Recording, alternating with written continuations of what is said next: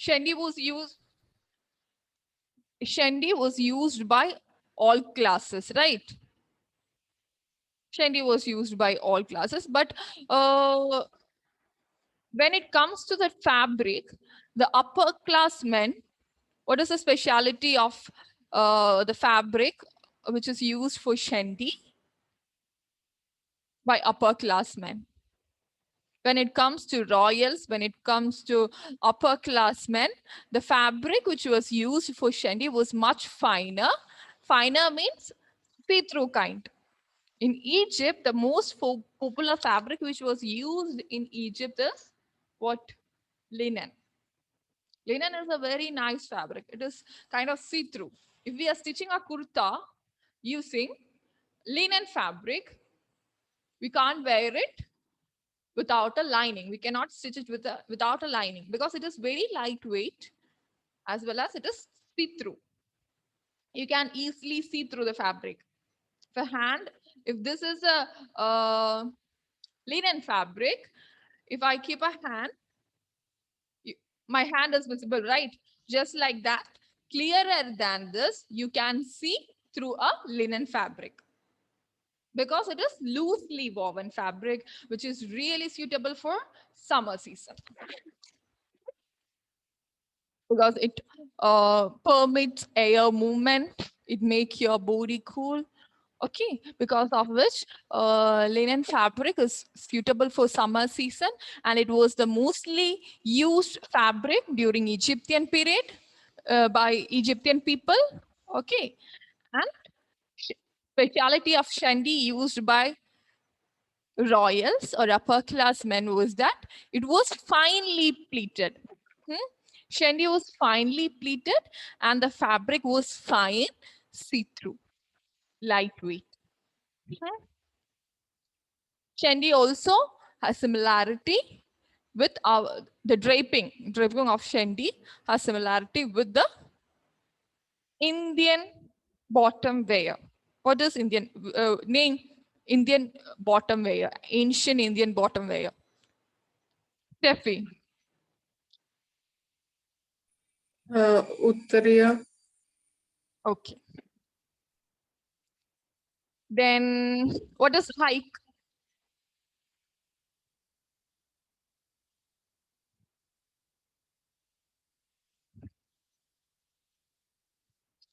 In this picture, if you see clearly, there is an over garment is worn over the shanty. If you consider, just consider shandy as a dhoti. If this is okay, it's not possible. Mm.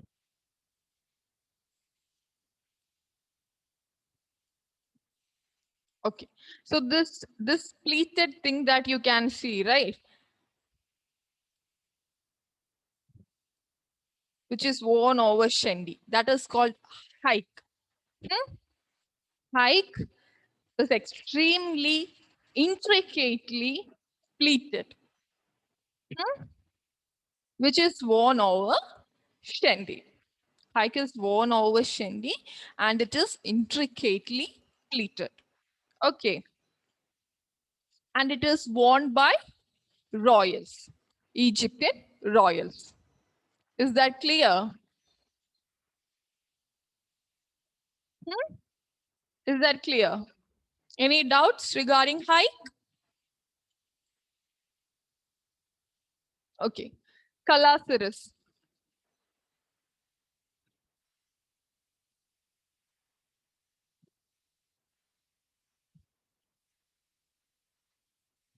What is Kalasiris?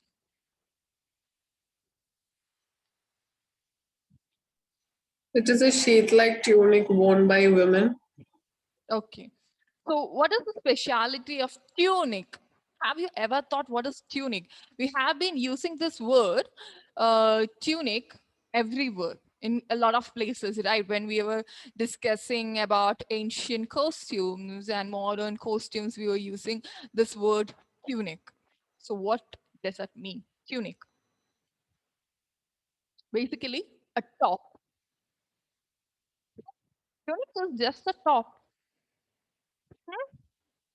Take a rectangular piece or take a center and cut it, make a hole to put your head. It is a tunic. Take two rectangular fabric, tie it at your shoulder and make it look like a top. It is tunic. Okay, basically a top. Tunic is basically a top. We can call it a long dress. Okay, so Calasaris is a tunic which is worn by Egyptian woman. Okay, is that clear? Hmm? Hello, guys, respond. Yes, ma'am. Okay, the Greek costume. So, Greek costume. What is the speciality of Greek costume? Greek and Roman costumes are similar in a lot of ways, right? Mhm. So, what are those factors which makes Greek costume different from Roman costume? What are those factors? Greek costume and Roman costumes are all about drapes. A rectangular piece of fabric is taken and it is draped around your body. And different types of drapes, different length of rectangular fabrics are used by both Greek and Roman people, and different kind of garments are formed. Toga,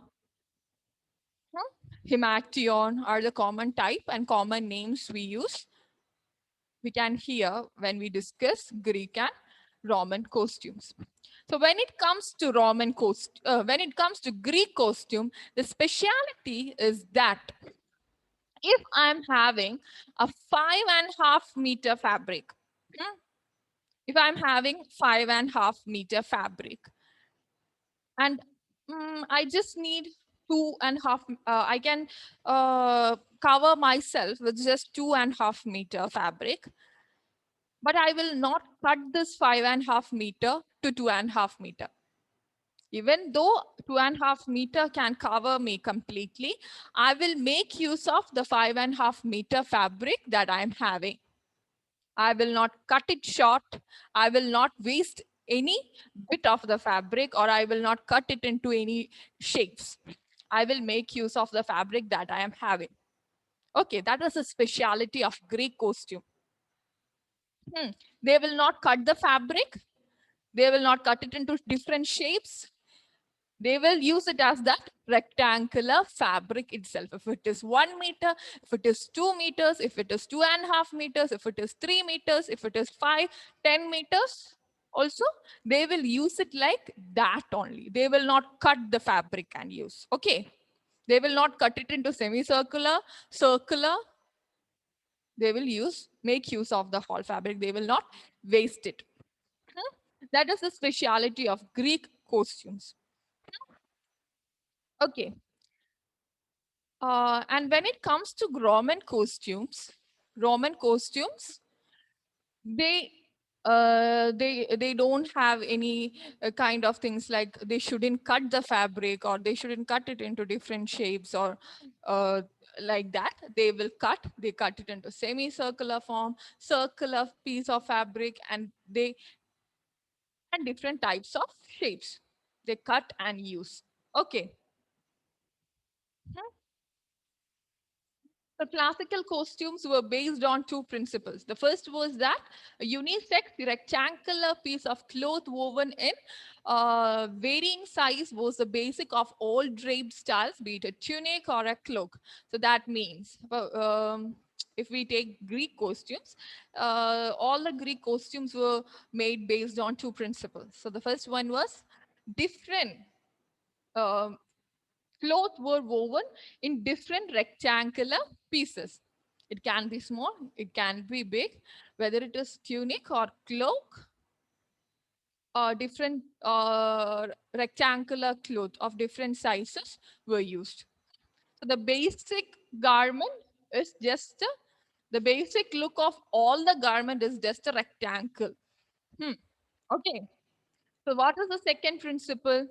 The second was that this cloth was always draped around the body according to certain norms. So there were certain criteria, they followed certain criteria while draping this piece of fabric.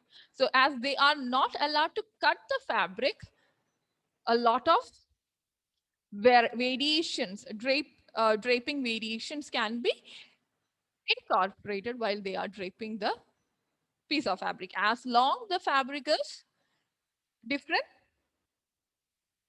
types can be in, we can drape the fabric in different ways, right?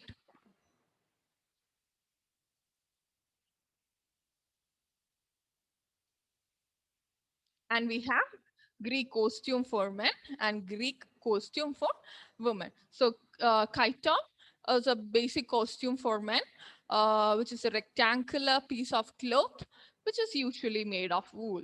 Hmm? And this rectangular chiton is a rectangular cloth.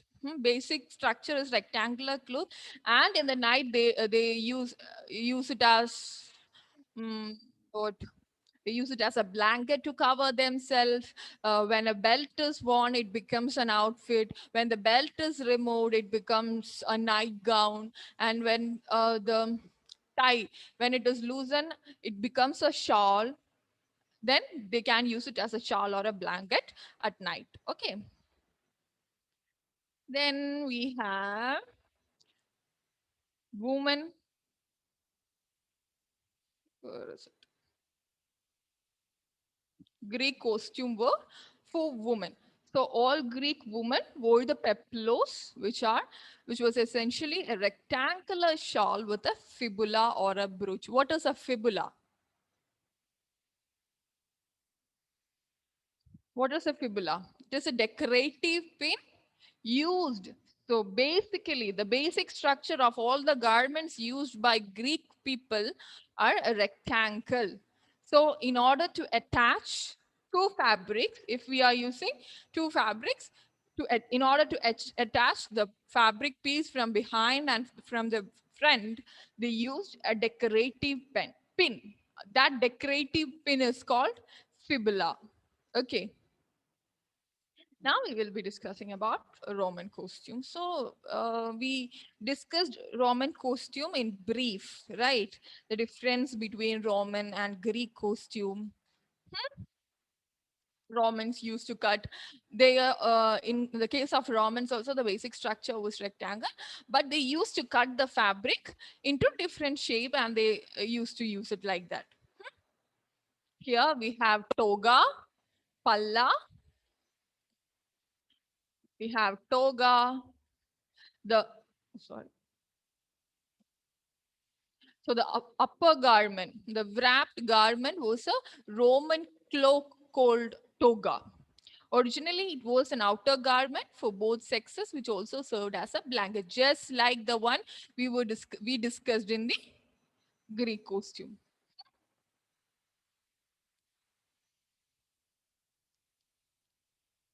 Then palla. Woman wore a tunic with the draped palla, which was the equivalent to male toga. Hmm?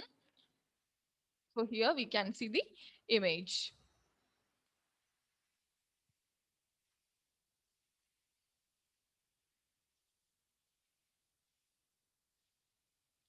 So what is the speciality of palla? It was a large square or rectangular piece of cloth. It was a square or rectangular piece of cloth which is folded lengthwise and held on each of the shoulder with the help of a what? A fibula. So how it is worn? So if this is a rectangular cloth, if this is a rectangular cloth, this is draped like this around a single piece, and it is fastened using a fibula. It is joined using a fibula, a decorative pin. Two fabrics are not used, only single fabric is used. It is draped. It is draped and attached using a fibula, which is a decorative pin. That is called what? Palla. Is that clear?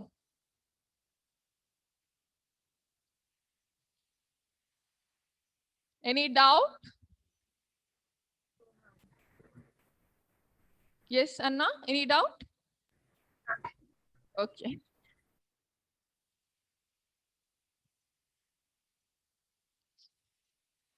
So try answering these questions, okay? This table. You can do that later. So let me ask you a question from this. Hmm.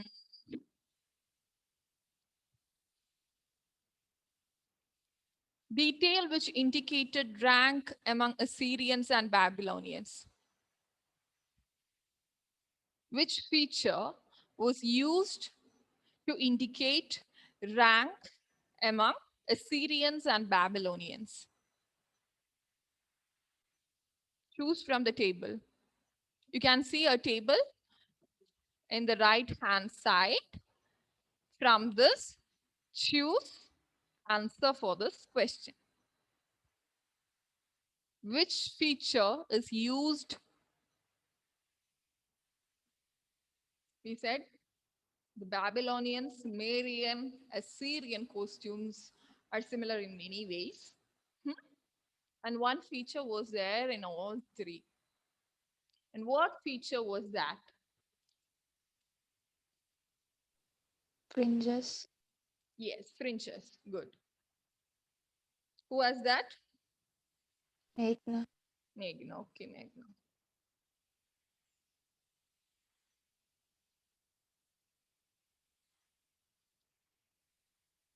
So try answering the questions. Okay.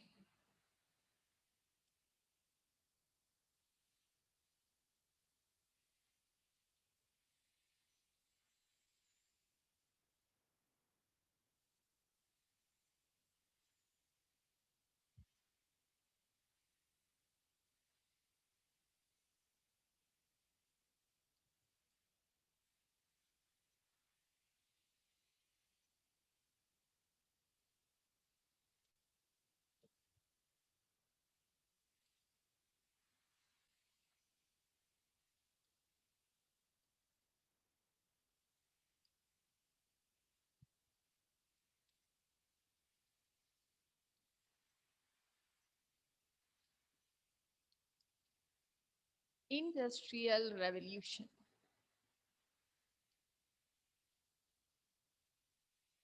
So what happened during Industrial Revolution? What happened to fashion during Industrial Revolution? Tell me. What happened? Just give me a minute, okay?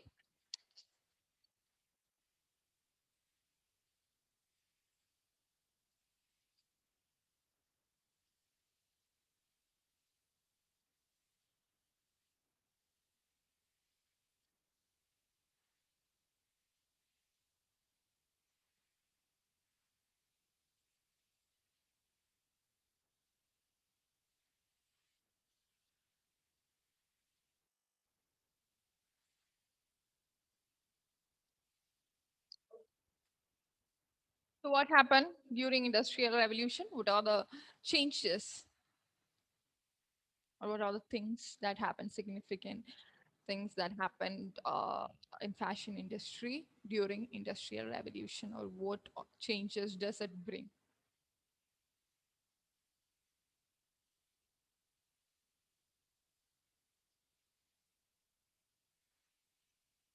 Tell me.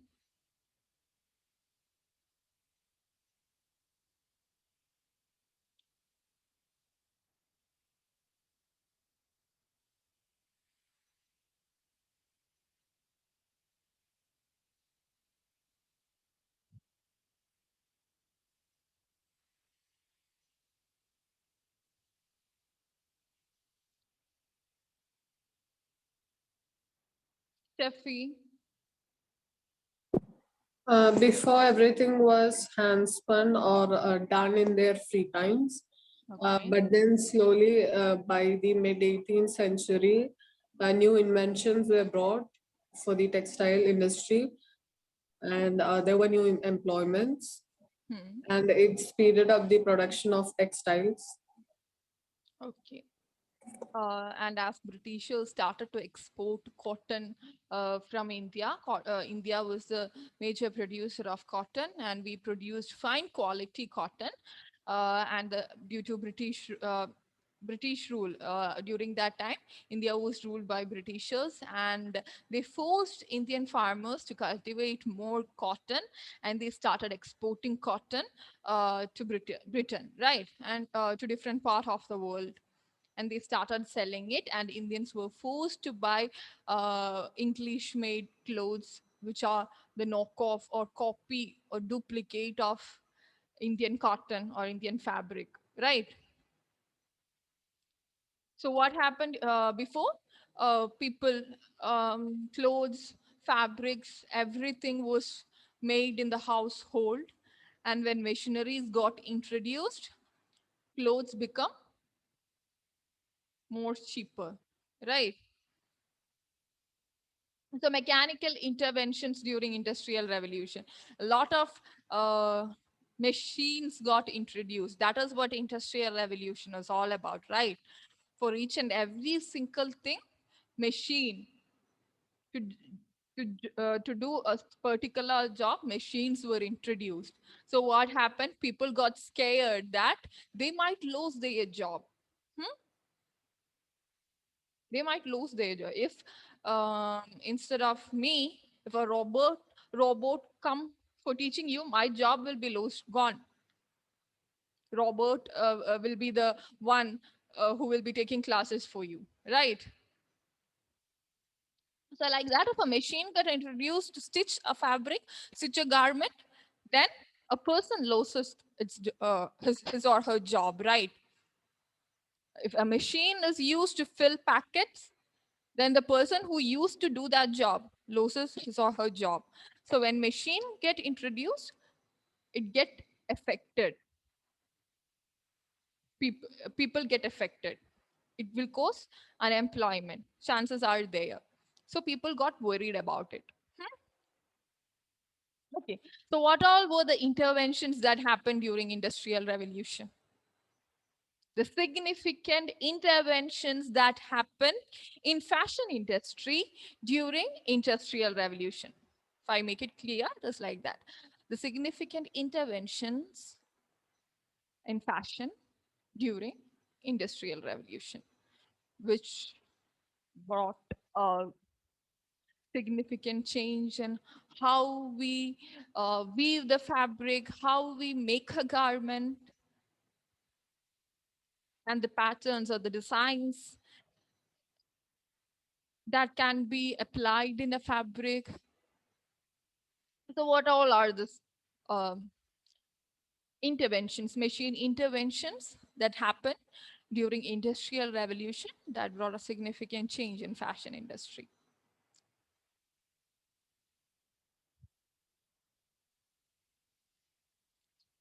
Tell me.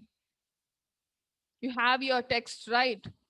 Just go through it. Tell me what it is.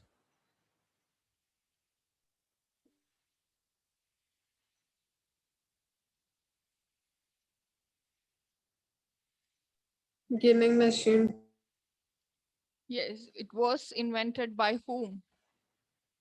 Ellie Whitney. Ellie Whitney.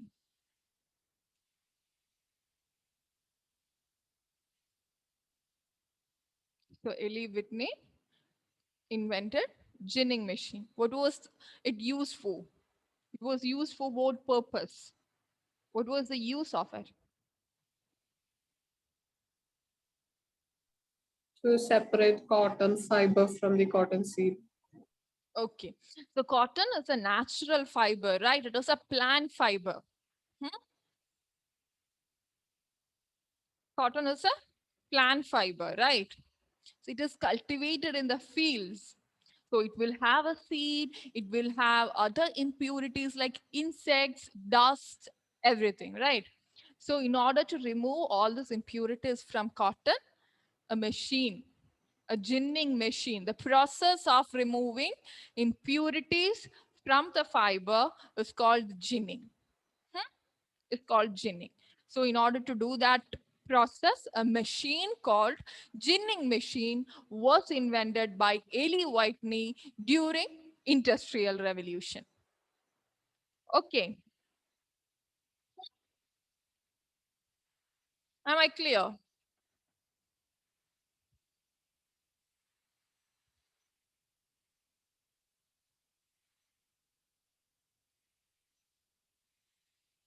What was invented by Joseph Jacquard? What was his invention during Industrial Revolution? What was his invention? Joseph Jacquard. Sana, Yes, ma'am. Joseph Jacquard. What was his invention? Invented the Jacquard loom.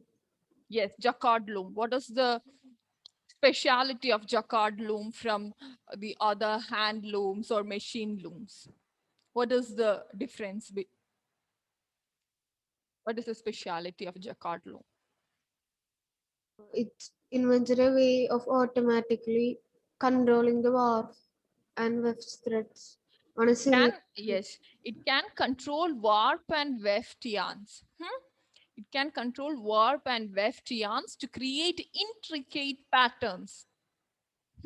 So before, it the people might be using just plain fabrics or striped fabrics.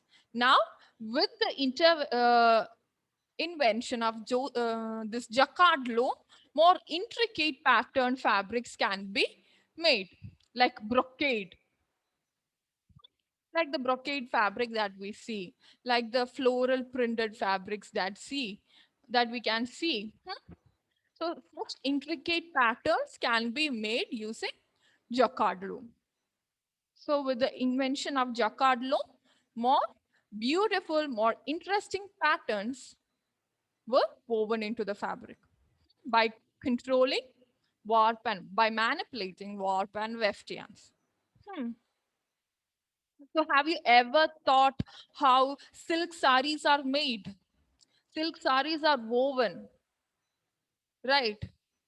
And silk saris are hand woven because silk is a very smooth, very delicate yarn, natural yarn, natural fiber. Hmm? It is hand woven. And how those intricate patterns are made.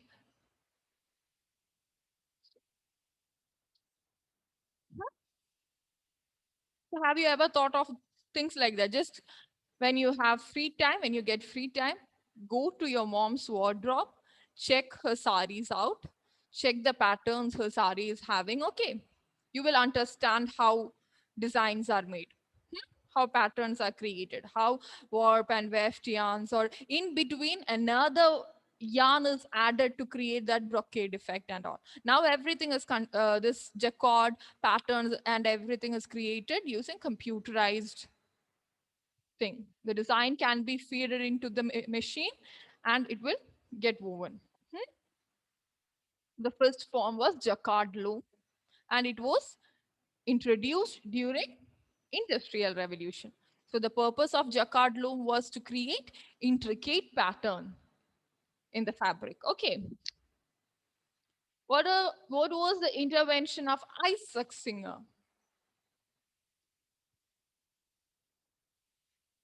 What was the invention of Isaac Singer?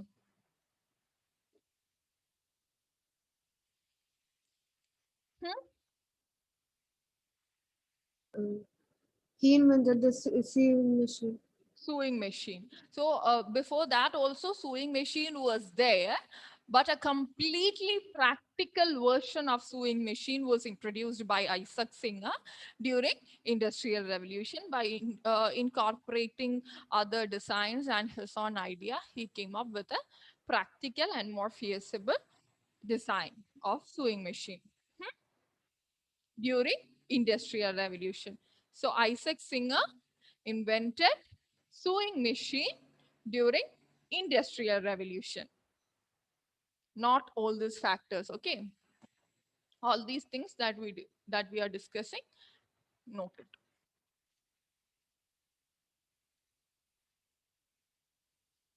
Johann Tobias Mayer.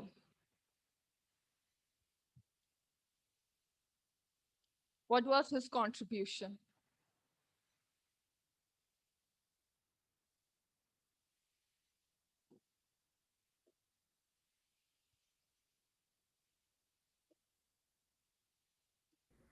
Principle of color mixing.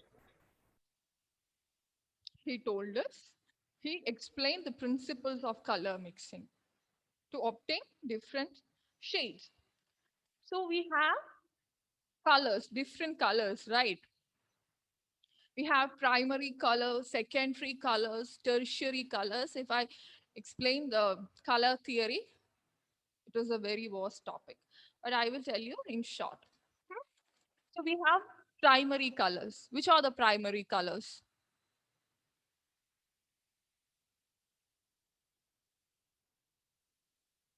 Which are the primary colors?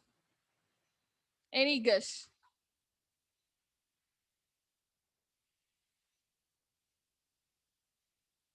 Anyone?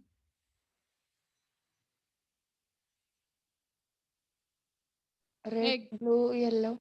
Yes, red, blue, yellow. Red, blue, yellow are the primary colors. And all the other colors that we know are achieved by mixing these primary colors with each other. Okay, by mixing blue with yellow, we get green. Like that, these primary colors are mixed with each other to create all the other colors. Okay, and Sir William Perkin here. Sir William Perkin invented first synthetic dye. So Johann Tobias Mayer explained the principles of color mixing. Sir William Perkin invented the first synthetic dye. Okay, is that clear? Good. Are we good? Yes, ma'am. Okay. The effect of industrial revolution, as I said before, as the demand for cotton increased during British rule, the Indian farmers were forced to cultivate more cotton. Cotton started to get, Britishers started to export cotton and import the knockoffs of Indian cotton.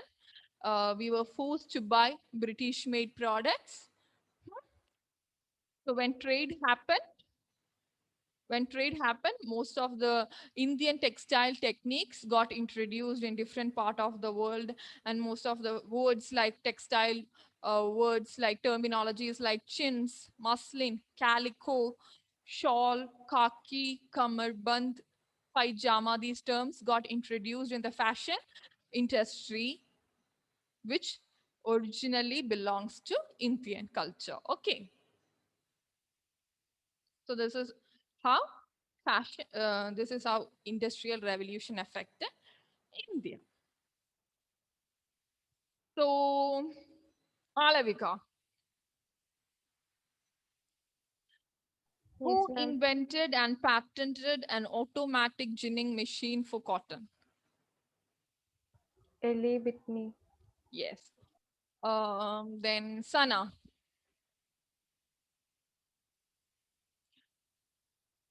who invented the first synthetic dye?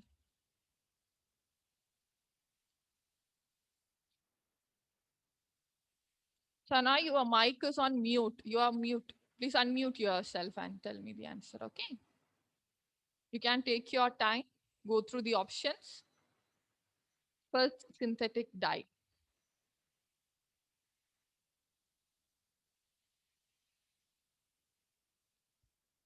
You shouldn't be checking your text for answering that question. We just discussed about it.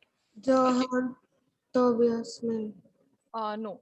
Johann Tobias Mayer is not the right answer. Sir William Perkin invented the first dye. Okay. Don't forget it. Steffi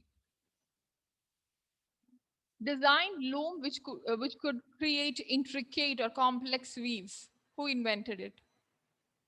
Joseph Jacquard. Okay. Then who all are we having? Okay. Anna is not here. Anna?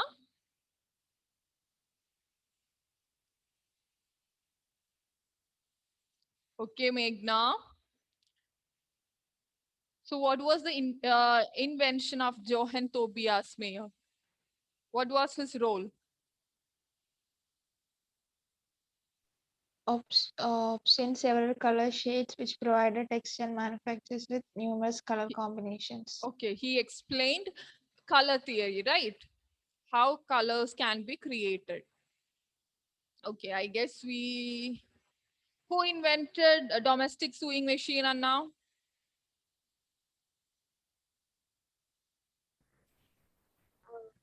Isaac Singer. Okay.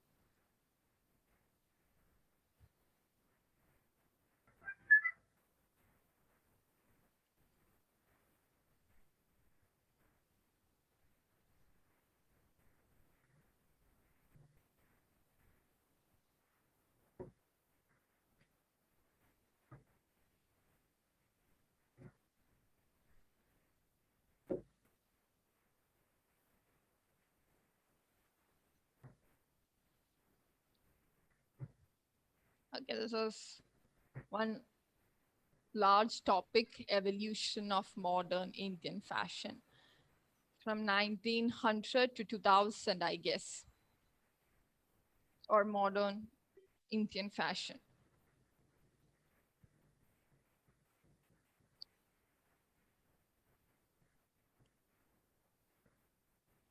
So what happened in the 1900s?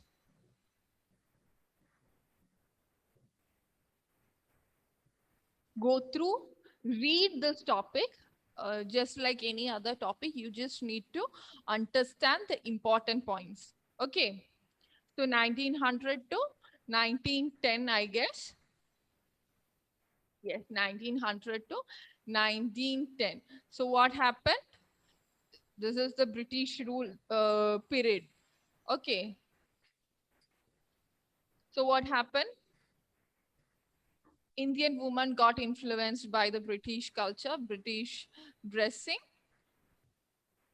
and we started using stitched sari blouses along with sari. Hmm? We started using petticoat beneath the sari. Hmm? Petticoat, sari blouse,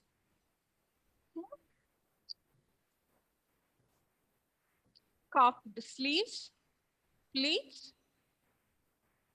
All these were the influence of British culture, British rule on Indian clothing during which period? 1900 to 1910. So while writing, you can just say like nine.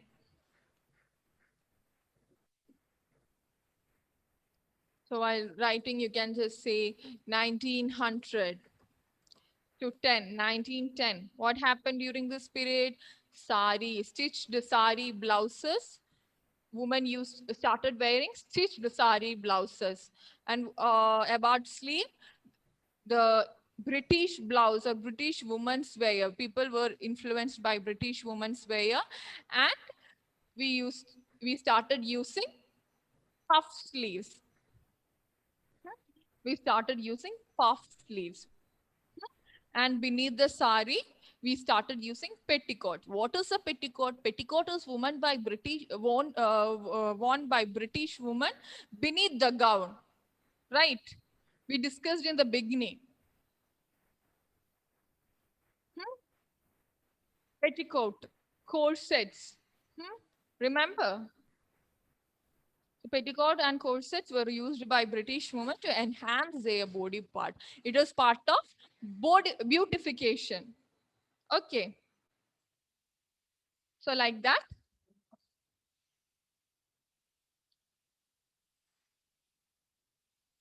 So is there any class in this board after this? You don't know, right?